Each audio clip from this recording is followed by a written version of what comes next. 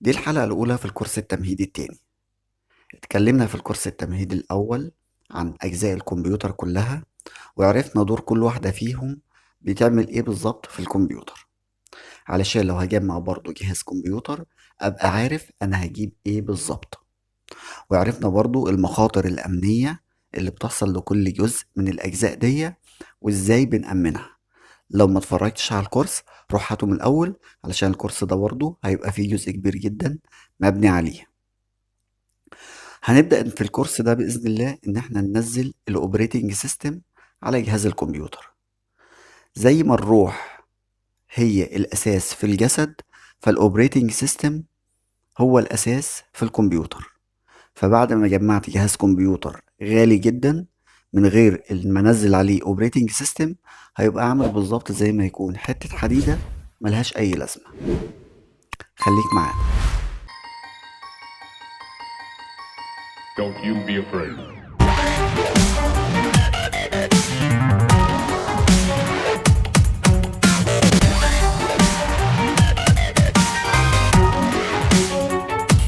السلام عليكم ورحمة الله وبركاته. أنا معتز رجب وأنت على قناة هاكر ماستر سكول.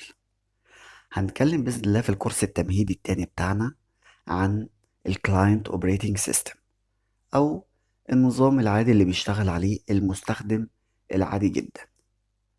طيب احنا مبدئيا هنتكلم عن تو اوبريتنج سيستم أو نظامين تشغيل. هنتكلم عن نظام من شركة مايكروسوفت اللي هو نظام الويندوز، وهنتكلم برضو في الكورس التمهيدي التالت عن الكالي لينكس. طيب هو احنا ليه بنتكلم عن تو اوبريتنج سيستم مش واحد بس؟ عشان احنا فيما بعد هيبقى عندنا تو اوبريتنج سيستم على الجهاز بتاعنا، هنبدأ نبدل ما بينهم ونستخدمهم. طيب الموضوع ده ليه؟ الموضوع ده علشان هنبدأ نستخدم فيهم اوبريتنج سيستم فيهم as a victim، والنوع التاني او الاوبريتنج سيستم التاني هنستخدمه كاتاكر. علشان نبدأ بمعنى اصح، علشان برضو نوضح الامور للناس، هنستخدم جهاز هنهجم عليه، وجهاز تاني هو اللي هنهجم منه على الجهاز او الاوبريتنج سيستم التاني. فهنستخدم الكالي لينكس as a operating system، بنقدر ان احنا نأتاك من عليه، او بلاتفورم مخصصة للاختبار الاختراق. هنبدأ نخترق مثلا او نحاول ان احنا نخترق الويندوز من شركة مايكروسوفت، لان هو ده اللي اليوزر العاديين كلهم بيستخدموه، او عليه شغل كتير جدا للناس العاديين. فهنبدأ بإذن الله نشرح الويندوز باستفاضة من البداية للنهاية. هنعرف ازاي نبدأ ان احنا نسطبه، ازاي نظبط الاعدادات بتاعته من جوه، ونعرف برضو شوية خبايا من جوه كده هتساعدنا كمستخدمين عاديين ان احنا نتعامل مع الاوبريتنج سيستم باحترافية. وفي نفس الوقت ازاي الحاجات دي الهاكرز بيستغلوها علشان يقدروا يدخلوا على الاوبريتنج سيستم بتاعنا ويخترقوا. طبعا احنا بنشرح الاختراق علشان نعرف ازاي نحمي الأجهزة بتاعتنا من الاختراق، مش علشان نروح نخترق أجهزة الناس التانية. فالقناة دي قناة تعليمية لأغراض تعليمية فقط. فهنبدأ بإذن الله زي ما عودناكم. أول جزئية، جزئية الكلمات. اوبريتنج التشغيل، سيستم نظام، ويندوز نوافذ، فيرجن إصدار، هوم إديشن الإصدار المنزلي، برو إديشن إصدار للمحترفين، compatibility تشيك اب فحص التوافق، بوت إقلاع انستليشن تثبيت. الجزء التاني بتاعنا من المادة الأساسية هنبدأ نتكلم فيه عن تاريخ ويندوز، وهنلاقي إن إصدارات الويندوز بدأت سنة 1985، اللي هو ابتداء من ويندوز 1، بعد كده ويندوز 2، ويندوز 3، ويندوز 3.1. بعد كده بقى دخل بقى اللي هي ويندوز بالسنين، اللي هي ويندوز 95، ويندوز 98، ويندوز ميلينيوم. وبدأت في الحالات دي تبدأ تظهر إصدارات تانية من الويندوز، أو جينيريشن جديد من الويندوز بعد كده، اللي هو ويندوز اكس بي، والموازي ليه من الناحية التانية في نظام الخوادم اللي هو ويندوز سيرفر 2003، ويندوز فيستا. في المقابل ليه كان ويندوز سيرفر 2008، ويندوز 7، ويندوز 2000، ويندوز سيرفر 2008 R2. هنلاقي اللي هو بالأورنج ده اللي هي إصدارات السيرفر أو إصدارات الخوادم. هيبقى بإذن الله في كورس بعد كده شارح أنظمة الخوادم اللي هي بتاعت مايكروسوفت أو ويندوز سيرفر اوبريتنج سيستم. هنتكلم عنه طبعا باستفاضة في كورسات زي الام سي اي تي بي. وطبعا زي ما احنا شايفين كده ده التسلسل بتاع الويندوزات لحد ما نزل دلوقتي الويندوز 11، واللي كان صادر سنة 2021، والمقابل ليه سيرفر 2022 اللي هو صدر سنة 2021. طيب لو بصينا دلوقتي في إصدارات مثلا الويندوز 11 هنلاقي إن جواه إصدارات تانية فرعية. طيب هي ايه لازمة الإصدارات الفرعية دي؟ الإصدارات الفرعية دي موجودة علشان تبدأ تقلل لك سعر النسخة نفسها لو انت في حاجات معينة انت مش بتستخدمها. بمعنى ايه؟ بمعنى مثلا لو بصينا هنلاقي مثلا اشهر انواع مثلا او اشهر اصدارات في الويندوز. هنلاقي مثلا في الويندوز الهوم، في الويندوز اللي هو البروفيشنال، في الانتربرايز، في الاديوكيشن. فلو جينا بصينا عليهم مثلا بصة سريعة كده هنلاقي مثلا قدامنا هوم وبرو وانتربرايز واديوكيشن. طيب انا مثلا جايب الاوبريتنج سيستم بتاعي ده علشان جاست بس اعرض عليه حاجه، اخلي حاجه تفضل تشغل عليه ليل نهار مثلا على شاشه عرض كبيره او كده. فانا مش محتاج مثلا ان انا اعمل له حاجه اسمها دومين جوين. دومين جوين دي يعني مثلا لما يبقى عندي في شركه في سيرفر كبير ببدا ان انا بشبك الاجهزه بتاعت الشركه دي كلها دي على الخادم علشان يبدا ان هو يديها صلاحيات او يخدم عليها بمعنى اصح. طب انا مش عايز الميزه دي يعني انا مش عايز الميزه بتاعت الدومين جوين دي، ولا عايز موضوع البيت لوكر، ولا عايز مثلا اللي هي الريموت ديسكتوب. طب انا ليه اشتري نسخه غاليه؟ انا عايز مثلا نسخه تشغل لي حاجه معينه بسيطه، فمش هضطر ان انا ادفع فيها مبلغ كبير. بعكس مثلا لو انا راجل مثلا بحتاج ان انا اعمل دومين جوين وجروب بوليسي والحاجات دي كلها دي، لا، ده انا لازم ابدا اجيب مثلا نسخه تكون بروفيشنال علشان تبدا ان هي يبقى فيها الامكانيات دي. فالاصدارات موجوده علشان الامكانيات اللي في الحاجه دي ما ادفعش ثمنها وخلاص. علشان كده في اصدارات مثلا نسخه ويندوز 11 هتلاقي ليها مثلا كذا اصدار من جوه، ويندوز 10 ليها كذا اصدار من جوه، ويندوز 7 ليها كذا اصدار من جوه. وعلى حسب الحاجات اللي انت هتحتاجها في النسخه دي هتبدا تشتري النسخه بالاصدار بتاعها. طبعا اشهر الحاجات دي او الفيتشرز دي حاجه مثلا اسمها ديفايس انكريبشن، الدومين جوين ان انا اقدر ان انا اخلي الجهاز ده مثلا يجون دومين او يدخل علي يبدا يتصل بسيرفر يخدم عليه. جروب بوليسي دي مثلا او سياسات الاستخدام نفسها، انا عايز اطبق سياسات معينه على المستخدم علشان يعمل حاجات معينه او كده. البيت لوكر، طبعا موضوع البيت لوكر ده لو اللي مش عارفه يبدأ يرجع للكورس اللي فات. الكورس اللي فات فيه شرح وافي جامد جدا عن موضوع البيت لوكر وليه هو مهم جدا.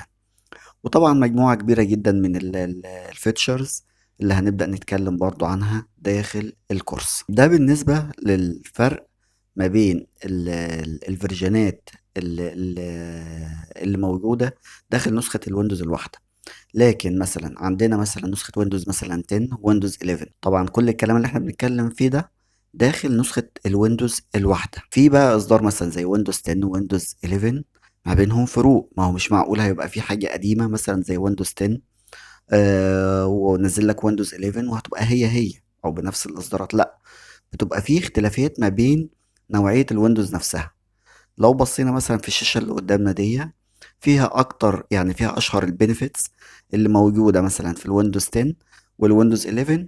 وفي نسخة تاني زي من الويندوز 11 اسمها ويندوز 11 اس اي.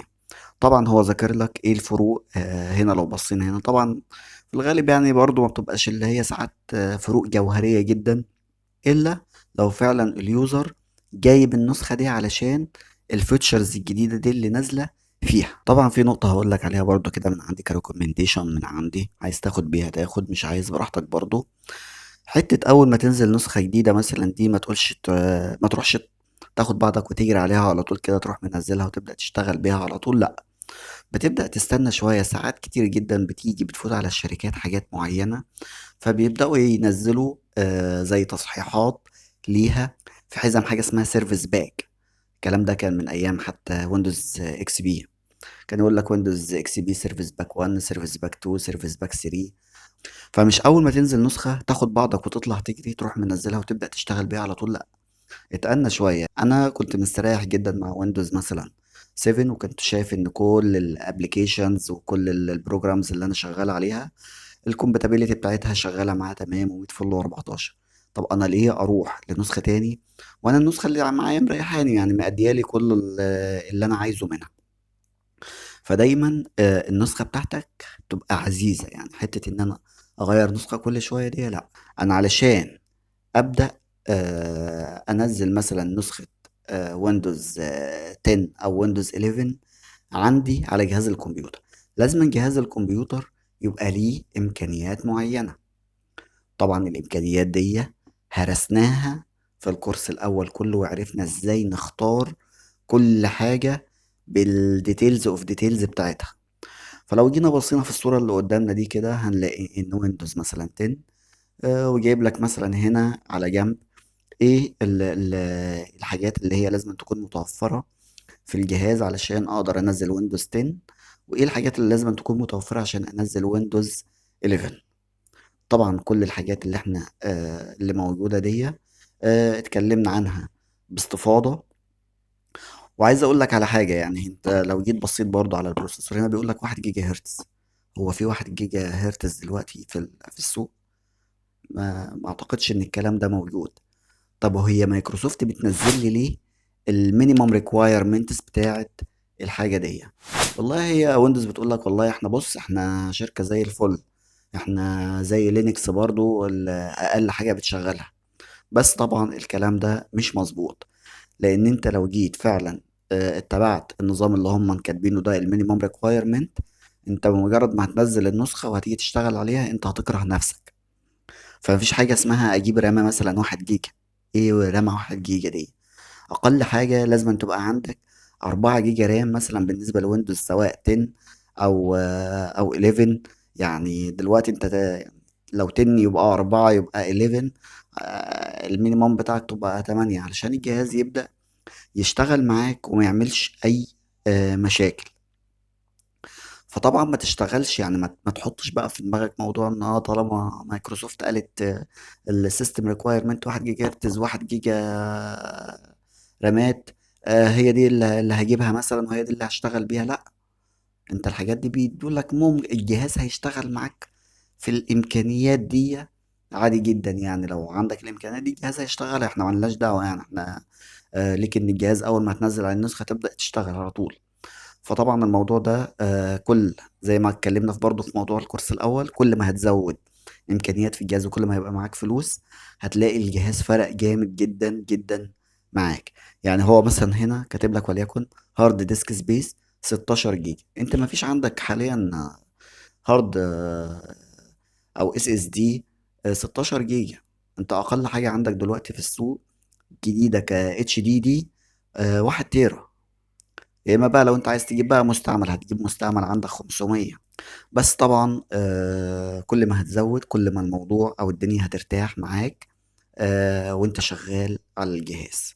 وطبعا ما تجيبش المينيمم ريكوايرمنت لو انت جايب الجهاز ده مجرد ان انت هتستخدمه. زي شفت انت لو انت بتبص على المطارات هتلاقي مثلا في شاشة مثلا نروح بكم في مطار كذا نعمل كذا. لو انت جايبه الغرض مثلا حاجة بمجرد هي بتقلب انت مش هتقعد على الجهاز تشتغل عليه، لا. ما تدفعش بقى فلوس في الامكانيات بتاعت الجهاز. هات كيسة عادية وابدأ ان انت وصل عليها الشاشة الكبيرة دي وخليها ونزل الاوبريتنج سيستم بتاعك وخلي الايه الكيسة شغالة عشان ما تكلفكش فلوس كامكانيات ولا كنسخة. يعني انت هتجيب نسخة هوم تحطها على جهاز مواصفاته عادية جدا وتخليها بقى مع نفسها ايه تشتغل ليل نهار. طيب انا دلوقتي علشان ابدا انزل نسخة من نظام التشغيل بتاع ويندوز عندي على جهاز الكمبيوتر مثلا اللي انا جبته جديد او الكمبيوتر حاليا اللي عندي نسخة بتاعته مش عاجباني وعايز انزل نسخة جديدة. انا المفروض محتاج لايه؟ انا محتاج ان انا يكون عندي الاداة اللي هدخلها جوه جهاز الكمبيوتر علشان ابدأ انزل من خلالها النسخة. يعني انا ممكن يبقى معايا زي فلاش ميموري، هبدأ انزل عليه الاوبريتنج سيستم علشان ادخل الفلاشة دي في جهاز الكمبيوتر وابدأ انزل من عليها جهاز نسخة الويندوز لجهاز الكمبيوتر بتاعي. او قديما كان الناس بيستخدموا الموضوع اللي هو الدي في دي او السي دي علشان ينزلوا الاوبريتنج سيستم. لحد دلوقتي في ناس بتستخدم الموضوع ده، بس طبعا حاليا ده بقت يعني اولد فاشون. حتى موضوع الاجهزه حاليا دلوقتي ما بينزلش اصلا فيها سي دي روم او دي في دي روم. كله بيبقى شغال دلوقتي بالفلاش ميموري. وطبعا الناس اللي بتسأل ازاي بننزل مثلا ممكن 100 نسخة 200 نسخة في نفس الوقت على 100 جهاز او 200 جهاز او 1000 جهاز، دول يستنوني في الكورس اللي هو بتاع الويندوز سيرفر اوبريتنج سيستم. هنبدأ نتكلم عن موضوع الويندوز ديبلويمنت، وازاي بنقدر من خلالها ننزل برامج او ننزل نسخ ويندوز مختلفة او كده على مجموعة اجهزة كتير جدا في نفس الوقت وفي نفس اللحظة. اما حاليا فاحنا مهتمين بموضوع ازاي ننزل نسخة ويندوز على جهاز الكمبيوتر بتاعي. طيب انا الفلاشة دي مبدئيا اللي انا هنزل من عليها جهاز الكمبيوتر لازما اكون الاول منزل عليها هي النسخة علشان بعد كده ابدأ ان انا اثبتها على جهاز الكمبيوتر بتاعي. طيب هعمل ايه علشان انزل الاوبريتنج سيستم مثلا وليكن مثلا ويندوز 10 عندي على الفلاش ميموري؟ اول حاجة دايما خليك يبقى عندك مبدأ مهم جدا، ان طالما الحاجة موجودة على الموقع الاصلي وفور فري يبقى استخدمها احسن ما تروح تستخدم الحاجة تانية. بمعنى ايه؟ انا دلوقتي في برنامج شركة مايكروسوفت منزلهولي علشان اقدر اصنع من خلاله مثلا فلاش ميموري ابدا انزل من خلاله الاوبريتنج سيستم بتاع الويندوز. يبقى ما اروحش لاي موقع تاني او ادور في اي موقع تاني على البرنامج بيعمل لي الخاصية دي. طيب ليه؟ هنتكلم في النقطة دي فيما بعد. طيب انا دلوقتي عشان انزل اللي هي البرنامج اللي هبدأ من خلاله هنزل الاو اس على الفلاش ميموري، هروح لموقع مايكروسوفت هنلاقي الرابط اهو موجود تحت في الوصف، وهنبدأ ننزل البرنامج بتاعنا. وبعد ما نعمل له داونلود بنبدأ نعمل له انستول على الجهاز بتاع الكمبيوتر بتاعنا. دي الاجريمنت، بنبدأ نقول له نيكست. بعد كده لو انا عايز اعمل ابجريد اوكي، لو انا عايز اعمل الفلاشة بختار الاختيار التاني اللي هي كرييت انستليشن ميديا وادي له نيكست. بعد كده ممكن استخدم الريكومنديشن سيتنج، او لو انا عايز اغير اللغة او المعمارية اللي انا اللي بستخدم بيها الاوبريتنج سيستم. بعد كده اقدر ان انا ادوس يو اس بي. بعد كده هبدأ ان انا لو مش ظاهرة الفلاشة معايا هبدأ اعمل ريفرش للليستة بتاعتي علشان تبدأ تظهر فيها الفلاشة. وبعد كده بقول له نيكست، بيبدأ كده يعمل لي اللي هو ويندوز ميديا. خلاص كده نبدأ بعد كده في خطوة الانستول بالفلاشة. هنبدأ نحط الفلاشة عادي جدا في جهاز الكمبيوتر، وبعد كده هتبدأ تظهر معانا الشاشة دي. لو الشاشة دي ما ظهرتش بنبدأ ندخل على البوت منيو ونبدأ نحدد ان الجهاز يبدأ يبوت من الفلاشة اول حاجة. طبعا عندي سيتنج هنا اللغة والحاجات دي، لو انا عايزة زي كده بدوس له نيكست. بعد كده ببدأ اقول له انستول ناو. لو انا معايا برضو هنا برودكت كي ببدأ ادخل البرودكت كي بتاعي، ومعيش ببدأ اقول له I don't have product key. بعد كده ببدأ اختار ال OS او الاوبريتنج سيستم بتاعي اللي انا هنزله على الجهاز. accept ال license terms. لو انا عايز مثلا هنزل طبعا نسخة هبدأ اختار الاختيار التاني. لو هعمل ابجريد طبعا كنت اخترت الاختيار الاول، بعد اختيار البارتيشن بتاعي اللي هنزل عليه وبقول له نيكست. طبعا هبدأ استنى هنا لحد ما يبدأ ان هو يظبط الملفات بتاعته كلها، وبيبدأ بعد كده هو يعمل ريستارت.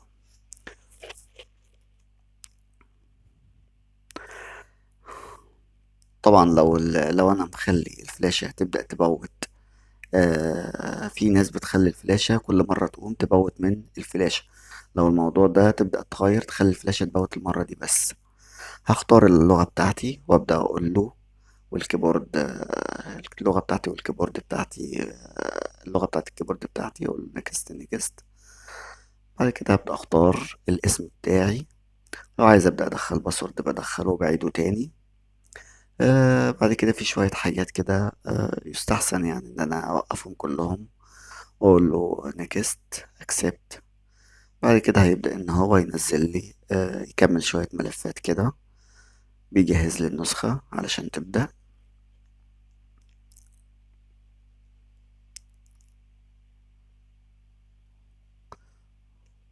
بعد كده النسخة خلاص بتبقى فتحت قدامي وبقدر ان انا استخدمها. وعلشان نبدأ ننزل ويندوز 11 هنبدأ نقوم بخمس خطوات أساسيين. الخطوة الأولانية هنعمل compatibility check up. هنبدأ نشوف الجهاز بتاعنا ده هل هو هيقدر ان هو يستوعب ويندوز 11 ولا لأ.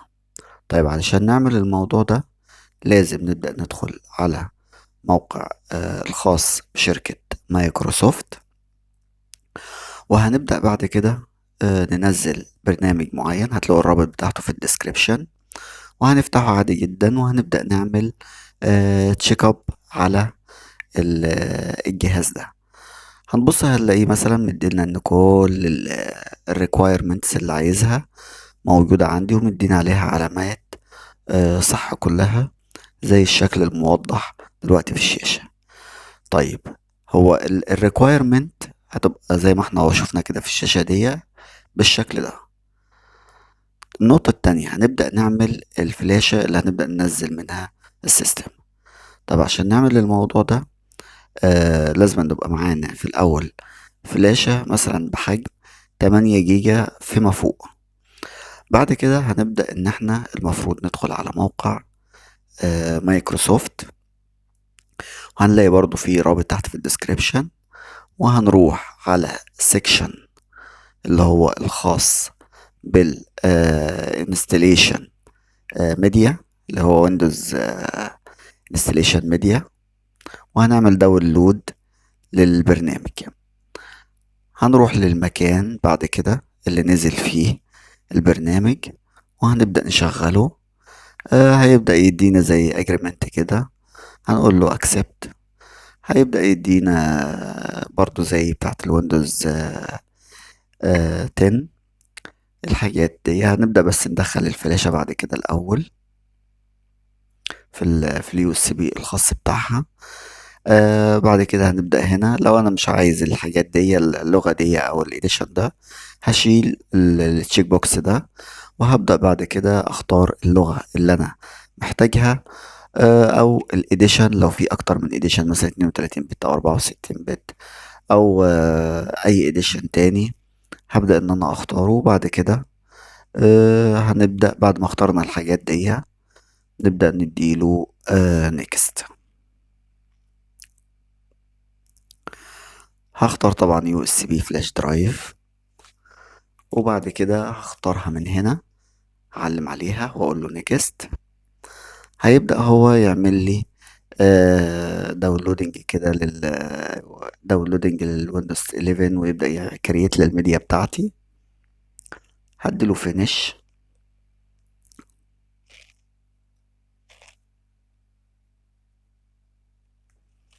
بعد كده هطلع بقى الفلاشة وهبدأ أدخل في الخطوة التالتة اللي هي هبدأ أشغل هبدأ أخلي الجهاز يبوت من الفلاشة علشان أقدر إن أنا أستخدمها في تنزيل النسخة. طيب الموضوع ده ليه أكتر من طريقة. بس طبعا احنا عارفين الطريقة الأولانية من النسخة اللي فاتت، اللي هي مثلا بطلع بره بشوف فين اللي هو الزرار اللي بيدخلنا على البوت، على البايوس. وهبدأ بعد كده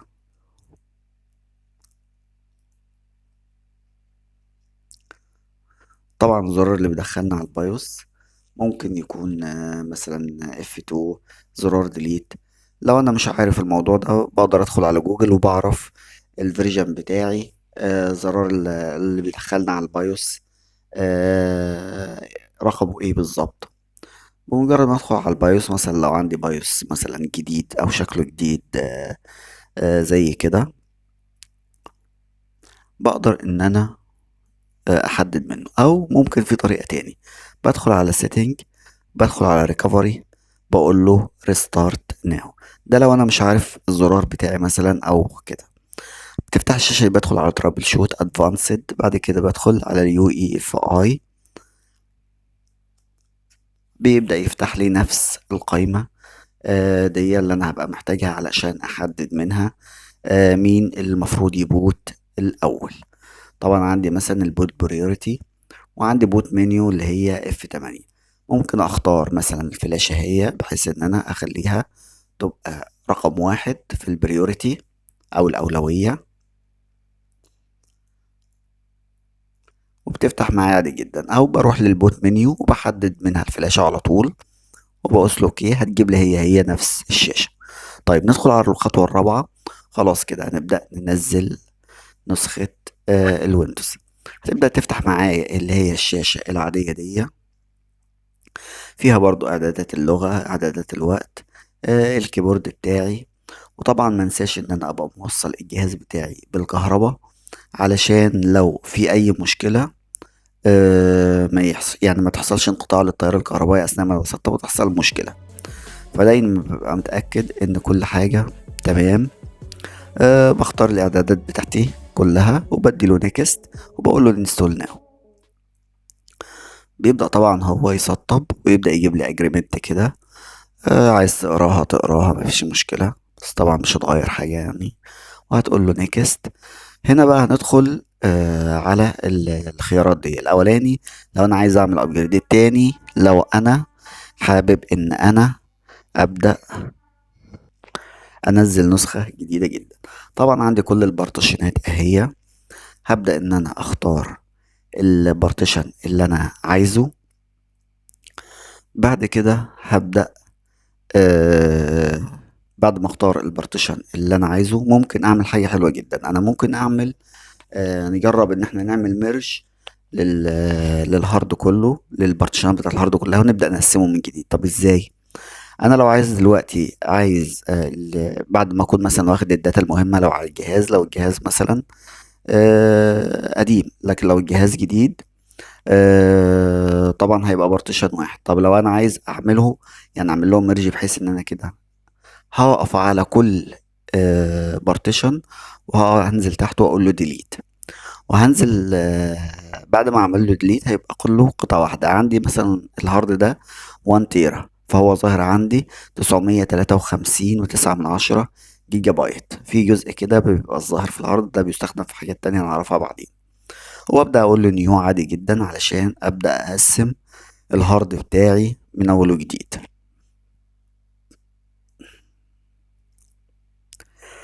طبعا ببدأ ان انا ادخل القيم بتاعتي، مثلا احط يعني مثلا ممكن اخليها 300 350 اي حاجة. ولو انا مش عارف الجيجا والميجا، ممكن بدخل على جوجل بخليه يحول لي الميجا لجيجا او الجيجا الميجا، بيبدأ علشان ابدأ احط القيم بتاعتي.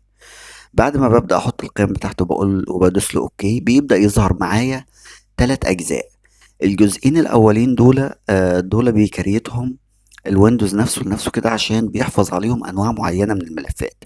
فما تروحش تعمل لهم ديليت، وما تروحش تعمل لهم فورمات. خليهم زي ما هما وابدأ اشتغل على الجزء التالت بتاعك. آه طبعا بالنسبة للجزء الرابع، تقدر ان انت تخليه زي ما هو، او تقدر ان انت تعمل له كرييت كده، او ممكن كمان تسيبه خالص وتدخل تكريته من جوه لو انت حابب.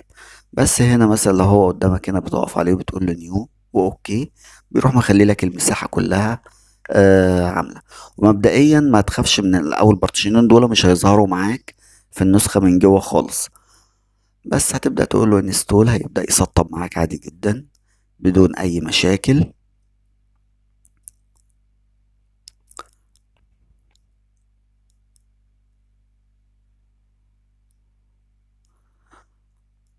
يبدأ يفتح معاك شاشة زي كده.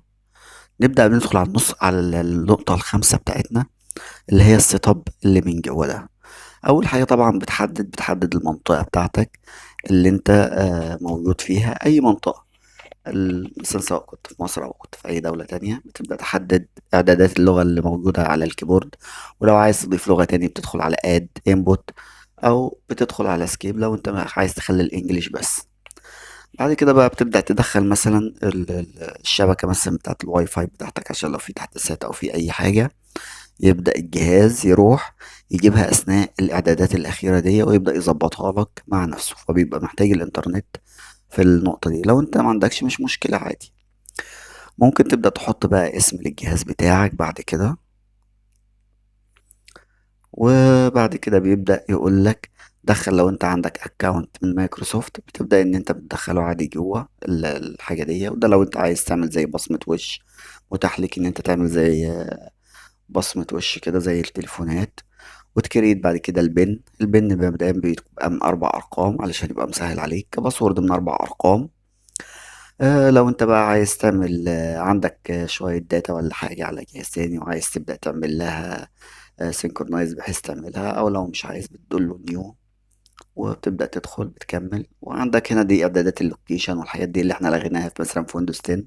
عايز تسيبها زي ما هي كده سيبها عادي جدا. دي بتدي الاعدادات بتاعتك دايما لمايكروسوفت، الموقع بتاعك وشوية بيانات كده بس. وعندك بعد كده تبدأ في شوية حاجات بتبدأ تعمل لها كاستمايزيشن او اعدادات، حاجات عادية يعني. ممكن تقول لك اكسبت كده وخلاص يعني. لو انت عايز تدخل تظبط حاجة معينة تظبطها.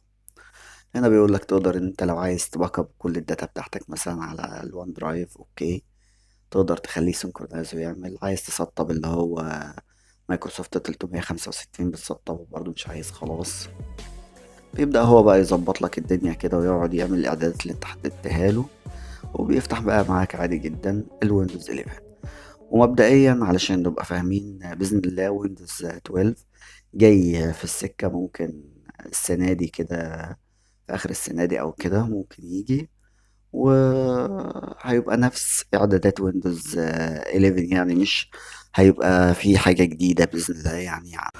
وطبعا أنا شايف كده إن المحاضرة دي خدت وقت أكتر من اللازم، عدينا النص ساعة. فبإذن الله يعني هنخلي بقى باقي المحاضرة دي، لأن كان في حاجات كتيرة جدا لازم ننبه ونأكد عليها، وشوية نصايح مش هينفع إن احنا كنا نسيبهم. فأنا حاولت أضغط الفيديو على قد ما أقدر، بس هو الفيديو لازم يبقى كبير بالشكل ده. وبإذن الله هنكمل مع بعضين الجزء التاني من المحاضرة دي في الدرس اللي جاي. والسلام عليكم ورحمة الله وبركاته.